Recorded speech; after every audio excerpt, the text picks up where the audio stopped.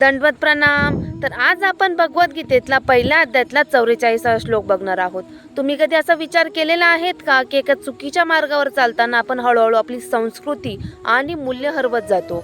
आजचा हा श्लोक आपल्याला ह्याच गोष्टींवरती शिकवणार आहेत। तर चला तर व्हिडिओला सुरुवात करूया। उत्सन कुल धर्मान मनुष्याना जनार्दन नरके नियतवासो भवतीत्यनुशुश्रुम। या श्लोकचा अर्थ असा आहे, हे भगवंता, ज्याचे कुळधर्म नष्ट झाले आहेत ते निश्चितपणे अनियतित काळासाठी नरकाला जातात असे आम्ही ऐकतो। म्हणजेच अर्जुनाला माहीत होतं जेव्हा घरातील चांगल्या गोष्टी संपतात तेव्हा शांतता सुद्धा संपते।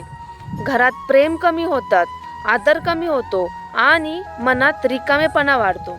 आजचा श्लोक आपल्याला असं सांगतो, नरक म्हणजे फक्त मृत्यूनंतरचं ठिकाण नाही। जिथे प्रेम नाही, आदर नाही, शांतता नाही, ते जीवन सुद्धा नरकासारखं वाटतं।